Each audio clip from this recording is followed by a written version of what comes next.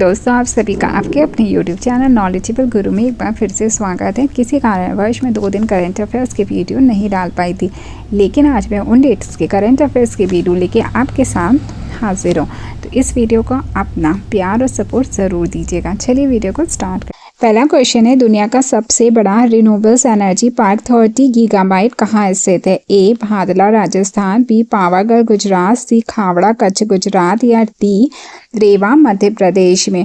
तो यहाँ पे बात की जा रही है आपके दुनिया के सबसे बड़े रिन्यूएबल्स एनर्जी पार्क की, जो कि आपके कितना का है? 30 गीगावाट का है, जिसे आपको याद रखना है। और इसके स्थित होने की बात हमसे पूछी गई है, तो ये कहाँ पर स्थित है? तो ये आपके खावड़ा कच्छ गुजरात में स्थित है। तो यहाँ पर आपका ऑप्शन नंबर सी सही हो जाता है। अगर हम बात करें गुजरात की, तो गुजरात जो है हमारा, जिसका गठन आपका 1 मई 1960 को किया गया था। कब किया गया था? 1 मई 1960 को किया गया था। और अगर हम बात करें तो 1 मई को हम मनाते हैं लेबर्स डे। कौन सा डे मनाते हैं? लेबर्स डे भी हम 1 मई को मनाते। तो उस दिन आप याद रखिएगा कि गुजरात का ही क्या किया गया था? गठन किया गया था, जिसकी राजधानी आपकी क्या है? तो गांधी नगर है। और इसका सबसे बड़ा शहर की अगर हम बात करें, जो कि अहमदाबाद है। वहीं गांधी जी का जन्म जो हुआ था वो पोरबंदर गुजरात में हुआ था।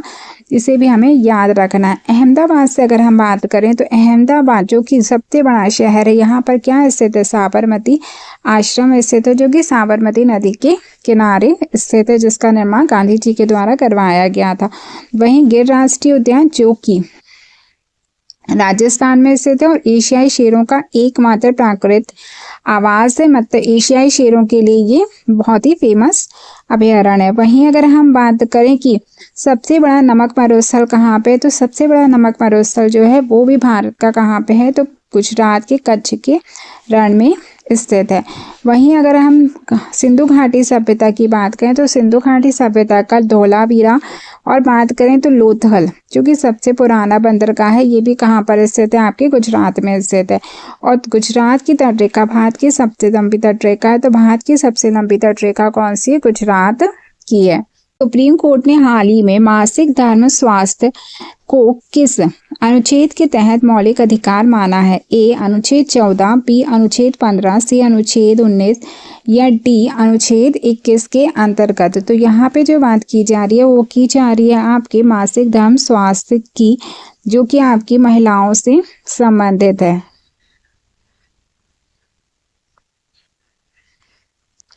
जिसे सुप्रीम कोर्ट के द्वारा, किसके द्वारा? सुप्रीम कोर्ट के द्वारा मौलिक अधिकार का क्या दिया गया है? दर्जा दिया गया, मतलब फंडामेंटल राइट्स से माना गया है। तो किस अनुच्छेद के तहत माना गया है?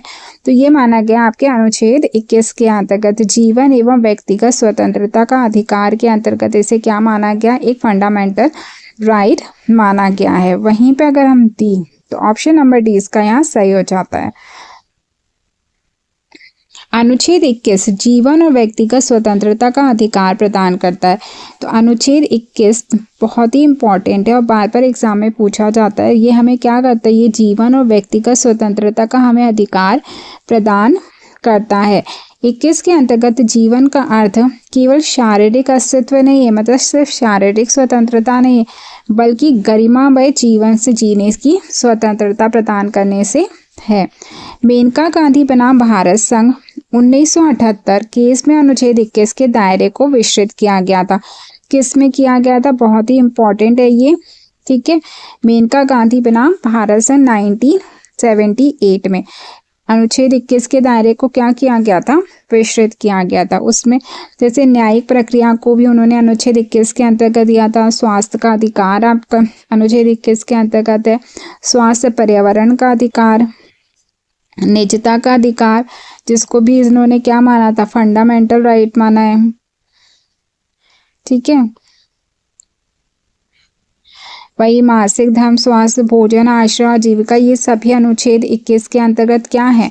आते हैं। और इन्हें अनुच्छेद 21 के अंतर्गत इंसान की, व्यक्ति की व्यक्तिगत स्वतंत्रता माना गया है। नेक्स्ट है, हाल ही में अपनी रिपोर्ट सौंपने वाले 16वें वित्त आयोग के अध्यक्ष कौन है? ए NK सिंह, बी विजय केलकर, सी अरविंद पनगड़िया या डी शशिकांत दास। तो यहाँ पे बात की जा रही है आपके 16वें वित्त आयोग की, जिसके हमसे पूछा गया है अध्यक्ष यानी इसके चेयरमैन कौन है। तो 16वें वित्त आयोग के जो चेयरमैन हैं वो हैं आपके अरविंद पनगड़िया जी। तो ऑप्शन नंबर सी आपका यहाँ सही हो जाता है। 16वें वित्त आयोग के अगर अध्यक्ष की बात करें तो वो हमने अभी देखा कौन है, हमारे अरविंद पनगड़िया जी हैं, इम्पॉर्टेंट है, याद रखिएगा। उसके बाद अगर हम देखें तो 16वें वित्त आयोग का जो गठन किया गया था वो आपका 2023 में किया गया था। कब हुआ था इसका गठन? 2023 में हुआ था। 16वें वित्त आयोग केंद्र और राज्यों के बीच करों के बंटवारे से संबंधित है। और ये आयोग किससे संबंधित है? केंद्र और राज्यों के बीच में जो करों का बंटवारा होता है उससे संबंधित ये आयोग है, जिसकी सिफारिश कब की गई थी? 2026 से 2031 तक के लिए की गई थी, यानी 2026 से 2031 तक की अवधि के लिए, यानी इसका जो कार्यकाल है वो कितना है? 5 वर्ष का है। इसको अपनी रिपोर्ट 16वें वित्त आयोग अपनी रिपोर्ट किसको सौंपता है? राष्ट्रपति को सौंपा जाता है और ये अनुच्छेद 280 के तहत गठित किया जाता है। 16वें वित्त आयोग के केंद्रीय करों में से राज्यों को कितना हिस्सा सिफारिश की है? तो 41% देने की सिफारिश इन्होंने की है 16वें वित्त आयोग ने। चर्चा में रहा मल्च बुक प्लेटफॉर्म का संबंध किससे है? ए ई कॉमर्स प्लेटफॉर्म से, बी ऑनलाइन शिक्षा मात्र से, सी AI only social media platform से, या डिजिटल भुगतान ऐप से। तो यहाँ पे मल्च बुक के बारे में बात की जा रही है जो कि एक प्लेटफॉर्म है, और वो प्लेटफॉर्म किससे संबंधित है? तो ये जो प्लेटफॉर्म है वो मल्टी बुक्स मतलब AI only social media platform से रिलेटेड है। तो ऑप्शन नंबर सी आपका यहाँ सही हो जाता है। अमेरिका राष्ट्रपति ने भारतीय वस्तुओं पर लगने वाले रेसिप्रोकल टैरिफ को 50% से घटाकर कितना कर दिया है? ए 25%, बी 20%, सी 18% या डी 15%। तो इन्होंने अमेरिकी राष्ट्रपति डोनाल्ड ट्रंप ने भारतीय वस्तुओं पर क्या किया था? टैरिफ लगाया था। कौन सा टैरिफ? रेसिप्रोकल टैरिफ लगाया था। कितना लगाया था? 50% लगाया था, जिसको अब उन्होंने क्या किया है? घटा दिया है। और कितना कर दिया है? तो 18% कर दिया। तो ऑप्शन नंबर सी आपका यहाँ सही हो जाता है। अमेरिका की जो राजधानी है वो आपकी वॉशिंगटन DC में है, जहाँ पे आपका क्या है? तो जहाँ पे आपका वर्ल्ड बैंक का क्या है? हेडक्वार्टर है।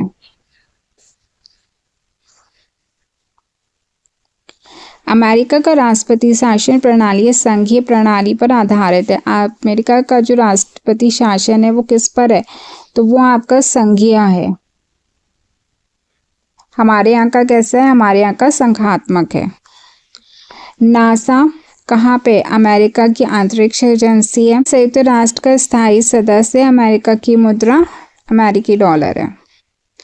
नेक्स्ट चर्चा में रही अनाहत सिंह किस खेल से संबंधित है? बैडमिंटन, स्क्वैश, टेबल टेनिस या टेनिस से। तो अगर हम देखें यहाँ पे बात की जा रही है किसकी? अनाहत सिंह की। अनाहत सिंह जो है आपकी स्क्वैश से रिलेटेड है। किससे रिलेटेड है? अनाहत सिंह स्क्वैश। तो यहाँ पर जो आपका राइट आंसर हो जाता है वो ऑप्शन नंबर बी हो जाता है। और भी प्रमुख खिलाड़ी जो अक्सर एग्जाम में पूछे जाते हैं उन पे एक हम नज़र डाल लेते हैं। नीरज चोपड़ा भाला फेंक, ये भी अभी बहुत ही ज़्यादा चर्चा में रहे थे क्योंकि इन्होंने हाल ही में शादी की है, इसलिए उस पॉइंट ऑफ व्यू से ये क्या हो जाते हैं? इम्पॉर्टेंट हो जाते हैं। PV Sindhu badminton, Anahat Singh squash, Sakshi Malik कुश्ती, मैरी कॉम मुक्केबाजी, Manika Batra table tennis, Rohit Sharma cricket, Sunil Chhetri football, Avani Lekhara shooting, Mirabai Chanu भारोत्तोलन मतलब वेट लिफ्टिंग। ये आपको बहुत अच्छे से याद होने चाहिए। नेक्स्ट वर्ष 2025 से 2027 तक के वर्ल्ड कैंसर डे की थीम क्या रखी गई है? A close the care gap, I am and I will, united by unique, together against cancer. तो यहाँ पे बात की जा रही है वर्ल्ड कैंसर डे की, जो आपका कब मनाया जाता है, जो आपका मनाया जाता है 4 फरवरी को। कब मनाया जाता है आपका 4 फरवरी को मनाया जाता है। और इस बार जो 2025 से 2027 तक की जो थीम है वो एक ही थीम है, और वो कौन सी थीम है, तो वो थीम है आपकी united by unique. Option number C आपका यहाँ पर सही हो जाता है। और भी जो जनवरी के डेज हैं उनको हम एक बार रिवाइज कर लेते हैं। 4 जनवरी विश्व ब्रेल दिवस मनाया जाता है। 6 जनवरी विश्व युद्ध अनाथ दिवस मनाया जाता है। 9 जनवरी प्रवासी भारतीय दिवस मनाया जाता है। इस दिन क्या हुआ था, तो प्रवासी दिवस 1915 में गांधी जी क्या हुए थे, वापस लौटे थे साउथ अफ्रीका से। ठीक है, तो उनके उसमें हम प्रवासी भारतीय दिवस मनाते हैं। 10 जनवरी को विश्व हिंदी दिवस मनाते हैं। 12 जनवरी को राष्ट्रीय युवा दिवस मनाते हैं, स्वामी विवेकानंद की जयंती। 15 जनवरी सेना दिवस यानी आर्मी डे। 23 जनवरी पराक्रम दिवस सुभाष चंद्र बोस की जयंती के से मनाया जाता है। 24 जनवरी राष्ट्रीय बालिका दिवस के रूप में यानी नेशनल गर्ल्स चाइल्ड डे के रूप में मनाया जाता है। 25 जनवरी राष्ट्रीय मतदाता दिवस। 26 जनवरी गणतंत्र दिवस और 30 जनवरी को शहीद दिवस के रूप में मनाया जाता है गांधी जी की उसमें डेथ एनिवर्सरी के रूप में। और जो स्वतंत्रता दिवस हमारा मनाया गया वो 77वां स्वतंत्रता दिवस मनाया गया है। नेक्स्ट, राष्ट्रपति शासन हटने के बाद मणिपुर के नए मुख्यमंत्री के रूप में किसने शपथ ली है? A N Biren Singh, B Yumnam Khemchandra Singh, सी नेमचा किपगेन या डी लोसी दीखो। तो यहाँ पे बात की जा रही है मणिपुर की, जहाँ पे बहुत ही ज़्यादा हिंसात्मक अभी माहौल चल रहा है। वहाँ पे क्या हुआ है, राष्ट्रपति शासन लग गया था और राष्ट्रपति शासन हटने के बाद अब वहाँ पे क्या किया गया, नए मुख्यमंत्री यानी चीफ मिनिस्टर नियुक्त किए गए हैं। और वो कौन हैं जिन्होंने शपथ ली है चीफ मिनिस्टर के रूप में, तो वो है आपके युमनाम खेमचंद्र सिंह। तो यहाँ पर आपका ऑप्शन नंबर बी क्या हो जाता है, सही हो जाता है। राष्ट्रपति शासन संविधान के अनुच्छेद 356 के तहत लगाया जाता है। वेरी इंपॉर्टेंट, अनुच्छेद 356 के अंतर्गत क्या लगता है, राष्ट्रपति शासन लगता है। जब किसी राष्ट्रपति शासन कब लगता है, तो जब किसी राज्य में संवैधानिक तंत्र विफल हो जाता है तब राष्ट्रपति शासन लगाया जाता है। तो कब लगाया जाता है, जब किसी राज्य में संवैधानिक तंत्र क्या हो जाता है, विफल हो जाता है। जैसे कि अभी हाल ही में मणिपुर में ऐसे हालात बने कि वहाँ पे जो संवैधानिक तंत्र था वो विफल हो गया, इसलिए वहाँ पे क्या किया गया, राष्ट्रपति शासन लगाया गया। राष्ट्रपति शासन के दौरान राज्य की कार्यपालिका शक्ति राष्ट्रपति के पास चली जाती है, और जैसे ही राष्ट्रपति शासन लगता है तो सारी शक्ति किसके पास चली जाती है, कार्यपालिका राष्ट्रपति के पास चली जाती है। वो इस अवधि में राज्य विधानसभा का निलंबन या भंग किया जा सकता है।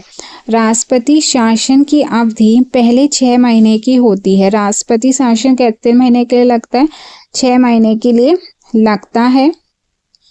और अगर परिस्थितियां ऐसी हैं तो फिर अधिकतम 30 वर्ष और विशेष परिस्थितियों में तक बढ़ाया जा सकता है।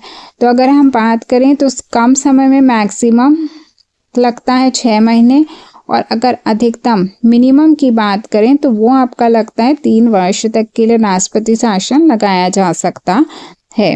राष्ट्रपति शासन को संसद की मंजूरी आवश्यक होती है। तो राष्ट्रपति शासन तभी लग सकता है जब संसद क्या करे, उसमें अपनी मंजूरी प्रदान करे। राष्ट्रपति शासन के दौरान राज्य का जो प्रशासन है वो राज्यपाल के माध्यम से चलाया जाता है। ठीक है, राज्य में किसका प्रशासन होता है, राज्यपाल का प्रशासन चलाया जाता है, क्योंकि मुख्यमंत्री को हटा दिया जाता है। पहली बार जो राष्ट्रपति शासन है वो केरल में 1951 में लगाया गया था। तो पहला राष्ट्रपति शासन कहाँ लगा था, केरल में लगा था, 1959 में लगा था, इसको याद रखना है। SR बॉम्बे बना भारत संघ 1994 के से राष्ट्रपति शासन पर सीमा निर्धारित की थी। तो SS बॉम्बे बना भारत संघ ये किस से रिलेटेड है? तो ये आपके राष्ट्रपति शासन से रिलेटेड केस है। युम नाम खेमचंद्र सिंह के साथ किन दो नेताओं को मणिपुर का उप मुख्यमंत्री बनाया गया है? AN बीरेंद्र सिंह और थॉर्गस विश्वजीत सिंह, B नेमचा किपगेन और लोसी दिखो, C राधेश्याम सिंह और Sushila Devi, D T robin Singh और L जय कुमार को। तो जैसा कि हमने देखा कि यहाँ पे मुख्यमंत्री तो नए बने ही हैं, साथ ही साथ दो उप मुख्यमंत्री मतलब chief minister, deputy chief minister की भी क्या की गई है? नियुक्ति की गई है। जो कि आपके कौन बने हैं? तो वो बने हैं आपके नेमचा किपगेन और लोसी दिखो। तो ऑप्शन बी आपका यहाँ पर सही हो जाता है। नेक्स्ट है, भारत और किर्गिस्तान के बीच संयुक्त विशेष बल अभ्यास खंजर 13 का आयोजन कहाँ शुरू हुआ है? A उमरोई मेघालय, B बकलो हिमाचल प्रदेश, C मसा मारी असम, D जैसलमेर राजस्थान। तो यहाँ पे बात की जा रही है भारत और किर्गिस्तान की, जिनके बीच एक संयुक्त अभ्यास चल रहा है जिसका नाम है खंजर 13। किसके बीच है? भारत और किर्गिस्तान के बीच, जिसका जो आयोजन किया जा रहा है वो किया जा रहा है आपका मासामारी असम में। तो ऑप्शन नंबर सी आपका यहाँ सही हो जाता है। और भी जो प्रमुख अभ्यास हैं जो कि एग्जाम में पूछे जाते हैं उन पे एक नज़र डाल लेते हैं। जैसे आपका भारत और अमेरिका के बीच जो अभ्यास है वो आपका कौन सा है? एक तो है युद्ध, दूसरा है वज्र और तीसरा अगर हम बात करें तो वो है आपका मालाबार। मतलब ये तीन जो है वो आपके किसके बीच होते हैं? भारत और अमेरिका के बीच। वज्र मालाबार, वज्र युद्ध। वहीं भारत और फ्रांस के बीच जो दो हैं वो हैं आपके गरुण अभ्यास और वरुण अभ्यास। गरुण और वरुण किसके हैं? भारत और फ्रांस के। वहीं अगर बात करें भारत और सिंगापुर, सिम्बैक्स है। भारत और रूस की बात करें तो इंद्र है। भारत और श्रीलंका मित्र, भारत और जापान धर्म गार्जियंस और भारत और किर्गिस्तान खंजर है। इसको हम ट्रिक से भी चाहें तो याद रख सकते हैं कि USA, ठीक है, USA और इंडिया, इनके बीच कौन सा है? युद्धाभ्यास, वज्राभ्यास और तीसरा कौन सा हमने देखा था? मालाबार। ये तीन अभ्यास इंडिया और USA के बीच है। वहीं अगर हम बात करें फ्रांस की, इंडिया और फ्रांस की, तो उसमें गरुण और वरुण। जापान और इंडिया धर्म गार्जियन, रशिया इंद्र और किर्गिस्तान और भारत खंजर 13। तमिलनाडु और कर्नाटक के बीच सबसे पुराना और प्रमुख नदी जल विवाद किस नदी को लेकर है? A कृष्णा नदी, B गोदावरी नदी, C कावेरी नदी या D पेरियार नदी। तो यहाँ पे बात की जा रही है तमिलनाडु और कर्नाटक के बीच। तमिलनाडु और कर्नाटक के बीच जो सबसे पुराना एक विवाद चल रहा है नदी को लेकर, उस नदी जल विवाद का नाम हमसे पूछा गया है। तो वो हमारा क्या है? तो वो सबसे पुराना नदी विवाद जो है वो है आपका कावेरी नदी। तो ऑप्शन नंबर सी आपका सही हो जाता है।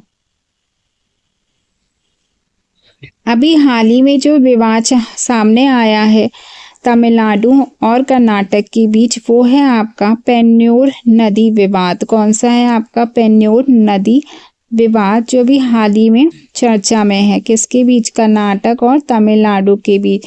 वहीं सबसे पुराना जल विवाद जो है वो है आपका कावेरी जल विवाद। अब पेन्नूर नदी जो है जिसका उद्गम आपका कहाँ से हुआ है? तो नंदी हिल्स से हुआ है।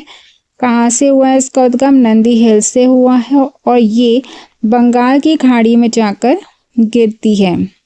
कौन? पेन्नूर नदी। इसे दक्षिण पेन्नूर मतलब साउथ पेन्नूर के नाम से भी क्या किया जाता है? जाना जाता है। विवाद का जो कारण है कर्नाटक और तमिलनाडु के बीच पेन्योर नदी को लेकर, वो है आपका ऊपरी क्षेत्र में जल संरचनाओं का जो निर्माण किया जा रहा है, वह इसका विवाद का कारण है। जल विवाद जो है ये एक अंतर्राज्यीय नदी जल विवाद है, जिस कारण ये संविधान के अनुच्छेद 262 के अंतर्गत आता है। नेक्स्ट है आपका पेरिस जलवायु समझौता किस सम्मेलन कॉप में अपनाया गया था? A COP 19, B COP 20, B COP 21 या डी कॉप 22। तो यहाँ पे जो बात है पेरिस जलवायु समझौते की बात की जा रही है, जिसको सबसे पहले अपनाया गया था किस सम्मेलन में? तो कॉप 21 में। तो ऑप्शन नंबर सी आपका सही हो जाता है।